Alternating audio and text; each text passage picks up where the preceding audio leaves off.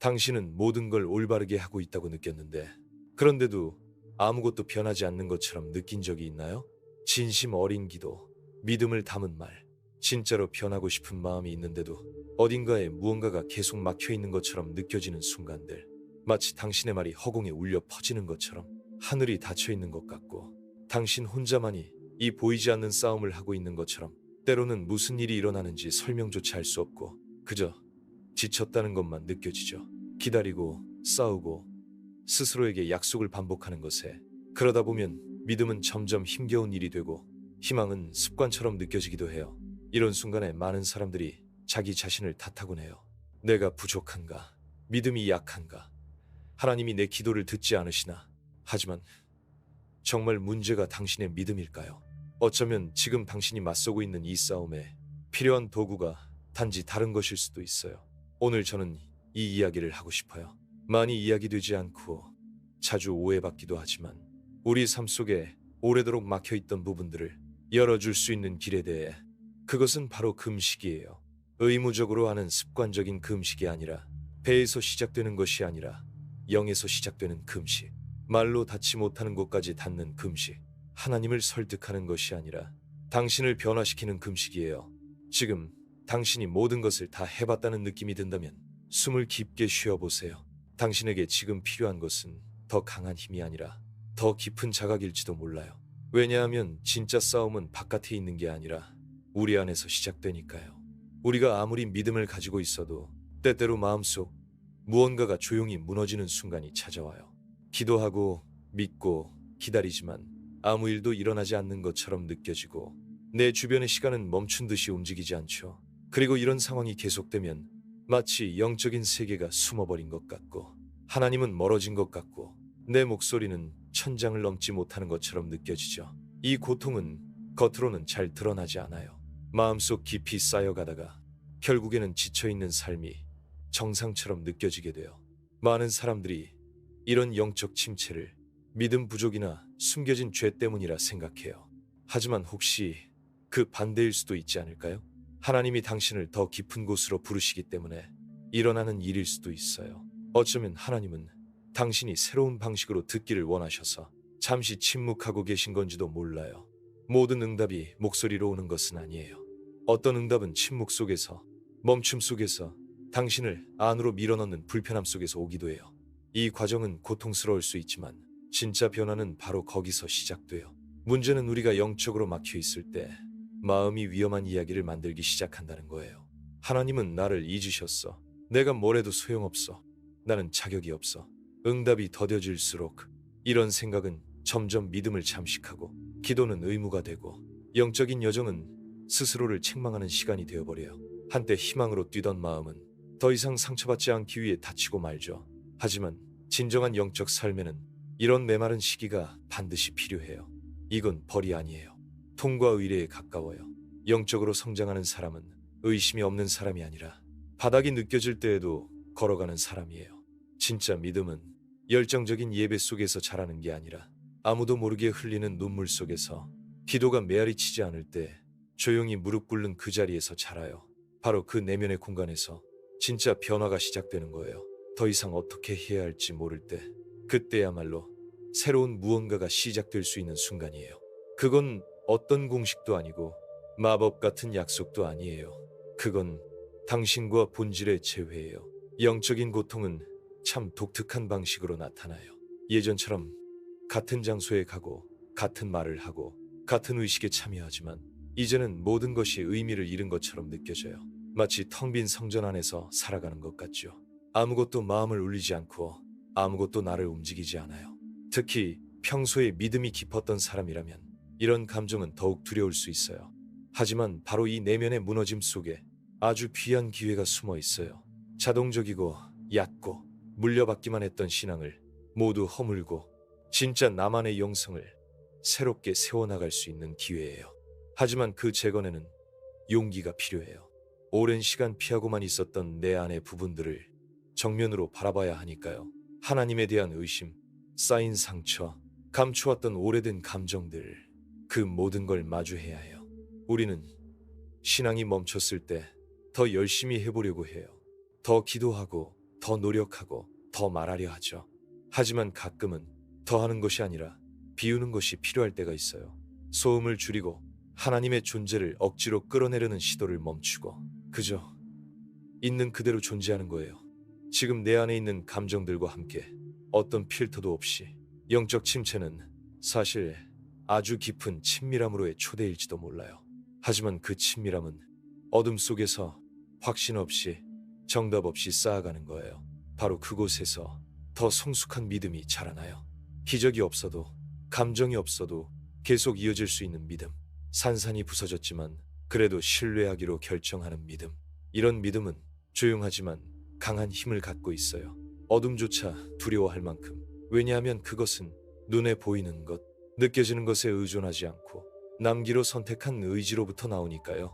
지금 당신이 이런 시간을 지나고 있다면 자신의 감정과 싸우는 걸 멈춰보세요. 억지로 하나님과 연결되려 애쓰기보다는 지금 이 순간 그저 있는 그대로의 감정을 느껴보세요. 좌절, 피로, 의심, 이 모든 것이 하나님으로부터 당신을 멀어지게 하지 않아요. 오히려 그 속에서 더 깊고 진실한 만남이 시작될 수 있어요. 신 앞에서조차 모든 가면을 벗어놓을 때 비로소 진짜 무언가가 시작돼요. 그리고 그 진정성에서 영적 변화가 시작되는 거예요. 당신이 먼저 용기를 내보는 건 어때요? 당신의 목적, 당신이 바라는 변화를 댓글로 나눠보세요. 그 첫걸음이 당신에게 힘이 되어줄 거예요. 그리고 이 글을 읽는 다른 사람들에게도 위로가 되어줄 수 있을 거예요. 좋아요도 누르고 다른 사람들의 댓글에 응원의 한마디 남겨주세요. 우리가 가장 약해졌다고 느끼는 순간, 말로는 더 이상 설명할 수 없고 기다리던 마음마저 지쳐버렸을 때 어느 깊은 곳에서 속삭임이 들려오기 시작해요. 이제는 비워야 할 때라고. 포기하라는 뜻이 아니라 통제를 내려놓고 내 힘으로 모든 걸 움직이려는 걸 멈추라는 뜻이에요. 바로 그때 금식이 등장해요. 억지로 하는 의식도 아니고 스스로를 벌주는 행동도 아니에요. 그건 조용한 항복의 표현이에요. 지금 나는 모든 것을 다 가질 필요는 없고 지금 필요한 건 명료함, 하나님의 임재, 그리고 다시 연결되는 거예요. 진짜 금식은 단순히 음식을 끊는 게 아니에요. 몸을 천천히 멈추게 하면서 영혼의 목소리를 듣는 연습이에요. 그 안에서 더 깊은 것들이 떠오를 수 있도록 공간을 여는 거예요. 금식과 기도가 함께할 때 우리는 단지 응답을 구하는 것이 아니라 우리 안의 구조 자체가 하나님의 손에 의해 다시 정렬되도록 내어드리는 거예요. 기도는 말하지만 금식은 들어요. 급함을 멈추고 충동을 조용히 하고 과잉을 비우는 시간이에요. 그리고 바로 그 침묵 속에서 오직 빈자리만이 줄 수 있는 놀라운 깨달음이 태어나요. 어쩌면 그래서 예수님은 어떤 싸움은 금식과 기도로만 이겨낼 수 있다고 말씀하셨는지도 몰라요. 그것은 하나님이 필요해서가 아니라 우리가 필요하기 때문이에요. 우리 안에는 아름다운 말이나 얕은 의지로는 무너지지 않는 견고한 성들이 있어요. 그리고 어떤 고통은 몸이 무릎 꿇고 자존심이 내려앉을 때에만 풀리기도 해요. 진심으로 행하는 금식은 급진적인 겸손의 행위예요. 우리는 그 안에서 우리가 욕망만이 아닌 존재임을, 결핍이나 충동 그 이상의 존재임을 다시 떠올리게 돼요. 바로 그 단순함 속에서 은혜가 들어설 공간이 생기는 거예요. 역사를 돌아보면 깊은 변화를 겪은 사람들 대부분이 금식의 시간을 지나왔다는 걸 알 수 있어요. 하나님과 거래를 하려고 한 게 아니라 마음의 땅을 정리하고 싶은 마음에서였죠. 금식은 영혼의 밭을 준비하는 일이에요. 그리고 그 밭이 깨끗해질 때 기도는 전혀 다른 방식으로 피어나요. 기도는 더 이상 요청이 아니라 경청이 되고 급한 목록이 아니라 깨어있는 존재의 상태가 되어 믿음은 불안이 아니라 신뢰로 바뀌기 시작하죠. 하지만 명심해야 할 게 있어요. 금식은 그저 기계적으로 반복한다고 해서 효과가 있는 게 아니에요. 그 안에는 의도가 있어야 하고 목적이 있어야 해요. 명확함이 필요해요. 금식은 몸을 벌주는 행위가 아니라 몸과 영혼을 다시 맞추는 과정이에요. 단식이 아니라 내면의 자리 잡기예요. 이제는 밖으로 도망치지 않고 내 안으로 깊이 들어가고 싶다는 내적 선언이에요. 그럴 때 우리는 전에는 몰랐던 것들을 보게 돼요. 속삭이던 작은 목소리, 숨어있던 습관, 오래된 상처들이 다시 모습을 드러내기 시작해요. 이 금식과 기도의 조합은 종교적인 행위가 아니라 깊이 있는 만남이에요.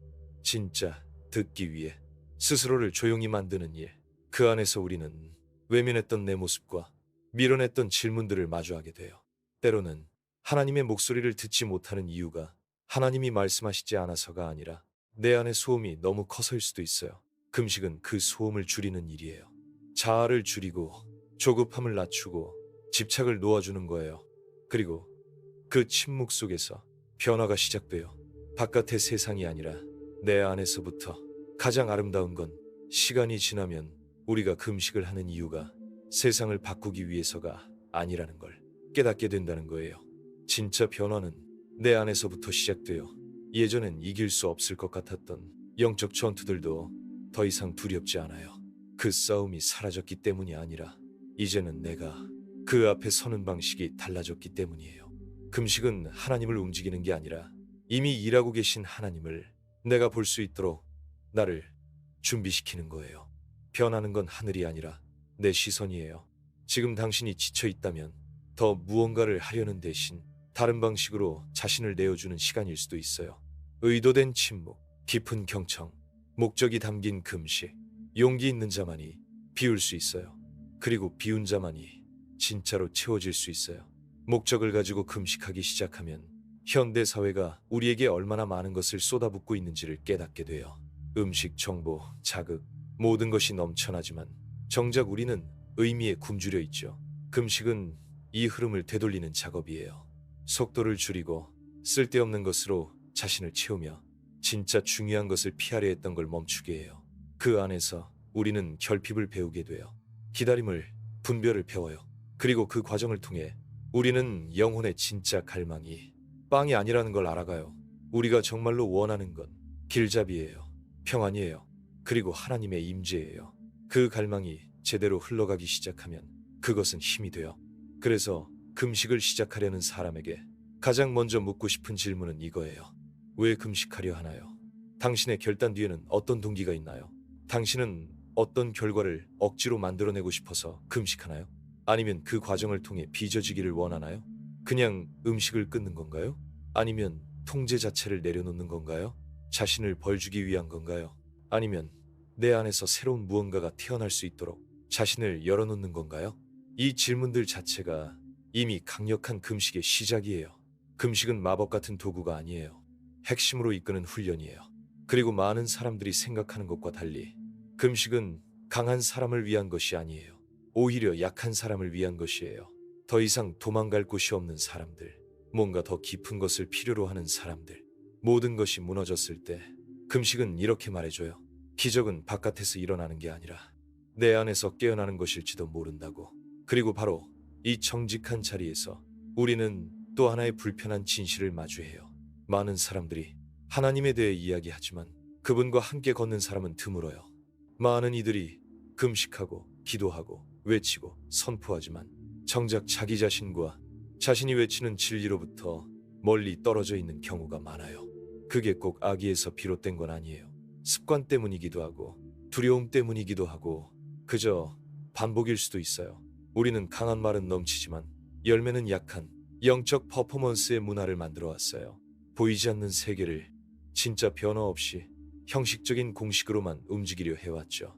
진짜 영적 권위는 당신의 기도 소리나 금식 횟수에서 오는 게 아니에요. 그건 당신의 믿음, 삶, 그리고 내면의 정열에서 나와요. 그래서 어떤 사람은 별로 말하지 않아도 그 존재만으로 공간의 분위기를 바꾸기도 하죠. 반면에 어떤 사람은 성경 구절을 반복하고 종교적 제스처를 끊임없이 보여주지만 그 말은 뿌리가 없어요. 변화를 일으키지 못하고 사슬을 끊지 못하고 아무에게도 울림을 주지 못해요. 왜냐하면 권위는 가르칠 수 있는 게 아니에요. 그건 살아내는 것이에요. 드러나지 않는 일상 속에서 조용히 꾸준히 쌓아가는 거예요. 예수님도 명확하게 말씀하셨어요. 어떤 영적 상황은 아무 기도로도 바뀌지 않는다고요. 이런 종류는 금식과 기도로 아니면 나가지 않는다. 이건 노력의 문제가 아니에요. 깊이의 문제예요. 어떤 싸움은 그럴듯한 말로는 안 돼요. 진실함이 필요해요. 정직함이 필요해요. 영적 세계는 퍼포먼스에 반응하지 않아요. 진실에 반응해요. 그리고 그건 흉내낼 수 없는 것이에요. 잠시 동안은 다른 사람들을 속일 수 있어요. 하지만 하늘도 어둠도 속일 수는 없어요. 그래서 어떤 사람은 사탄을 향해 외치고 승리를 선포하고 캠페인을 하고 또 해도 같은 싸움을 반복해요. 왜일까요? 외적인 움직임이 부족해서가 아니라 삶의 뿌리가 진짜 원칙 위에 있지 않기 때문이에요. 일관성이 없는 곳에는 권위가 자랄 수 없어요. 성경 구절을 줄줄 외우고 예배를 빠지지 않아도 마음이 교만과 시기, 영적 허영으로 가득 차 있다면 그 사람의 말은 공허하게 울릴 뿐이에요. 어둠이 두려워하는 건 당신의 목소리가 아니에요. 당신 존재의 빛이에요. 진짜 권위는 향기 같아요. 굳이 알리려 하지 않아도 느껴져요. 권위 있는 사람은 자신이 그런 사람임을 증명하려 하지 않아요. 그들은 그저 살아가요. 목적에 연결된 삶, 조용하지만 강한 삶. 그들의 존재는 조용히 하지만 깊게 영향을 끼쳐요. 그들은 화려한 기도로 하나님을 조종하려 하지 않아요. 그저 매 순간 자신을 드려요. 그리고 그 끊임없는 헌신이 그들의 권위를 지탱해요. 그들은 들은 이야기를 말하지 않아요. 그들은 직접 겪은 것을 말하는 거예요. 내면의 삶이 약해지면 우리는 자꾸 퍼포먼스로 그것을 채우려 해요. 그때 생겨나는 게 바로 과장된 신앙, 시끄럽지만 텅 빈 예배, 형식적인 말, 영혼이 빠진 설교예요. 마치 감정의 강도로 하나님의 부재를 감추려는 것처럼요. 하지만 성령님은 소음이 아닌 진실함에 이끌리세요. 의도의 순수함, 변화를 받아들이려는 마음, 그것이 필요해요. 화려함이 아니라 깊이가 필요한 거예요. 그래서 중요한 질문은 내가 얼마나 많이 하고 있느냐가 아니라 내가 하고 있는 것이 진짜 나와 연결되어 있는가? 이에요. 영적인 능력은 기술에서 나오는 게 아니에요. 진정성에서 꽃 피어요. 은밀한 자리에서 살아낸 것이 공적인 자리에서 외치는 말을 받쳐줄 때 거기서 권위가 생겨나요. 그래서 많은 사람들이 하나님의 이름으로 말하지만 그분의 음성을 진짜로 대변하는 사람은 그리 많지 않아요. 이사야 58장에서 하나님은 분명하게 말씀하세요. 모든 금식이 하나님을 기쁘시게 하는 게 아니라고요. 모든 절제가 하늘에 닿는 것도 아니에요. 어떤 금식은 그저 연극일 뿐이에요. 사람들은 몸을 굽히고 슬픈 척하며 회개한 듯 행동하지만 마음은 여전히 단단하고 생각은 판단으로 가득하고 삶은 여전히 무관심으로 가득 차 있어요. 하나님은 물으세요. 이것이 내가 택한 금식이냐? 하나님이 원하시는 건 빈 껍데기 같은 희생이 아니에요. 그분은 변화를 원하세요. 진실을, 정의를. 그래서 우리는 영적인 습관만이 아니라 삶 전체의 태도를 돌아봐야 해요. 하나님은 더 많은 희생을 요구하시지 않아요. 그분은 더 많은 진실을 원하세요. 다른 사람을 대하는 방식이 변하지 않는 금식이라면 아무것도 바뀌지 않은 거예요. 용서를 선택하지 않고 교만을 버리지 않고 불의를 끊지 못한다면 그건 그냥 경건을 흉내낸 다이어트일 뿐이에요. 그리고 어쩌면 이게 가장 불편한 진실일지도 몰라요. 우리는 옳은 일을 하면서도 속마음은 완전히 잘못된 동기에 이끌릴 수 있다는 것. 이사야가 말한 사슬을 끊는 금식은 입이 아닌 마음에서 시작되어 결과를 조작하려 하지 않고 스스로를 거래 수단으로 삼지 않으며 오히려 내려놓고 감추고 있던 상처를 마주하고 오래된 분노와 마주하며 아직 치유되지 않은 부분을 정직하게 바라보는 것. 거기서부터 진짜 자유가 시작돼요. 왜냐하면 외부의 묶임은 내면의 감옥에서부터 출발하니까요. 저 역시 한때 하나님이 내 환경을 바꿔주시길 바라며 금식했던 적이 있어요. 응답을 원했고 지시를 원했고 돌파를 원했죠. 하지만 진짜 문제는 내 바깥에 있는 게 아니라 내 안에 있었어요. 내 고집, 감정적으로 스스로를 지키려는 방식, 용서하지 못하는 마음, 모든 걸 통제하려는 성향. 진짜 금식은 그 영역들을 보게 만들었어요. 죄책감이 아니라 정직함으로 그 내면의 충돌 속에서 변화는 조용히 시작됐어요. 기적처럼 갑자기 바뀐 건 아니지만 깨달음이 찾아왔어요. 하나님은 이렇게 말씀하세요. 내가 택한 금식은 이것이 아니냐.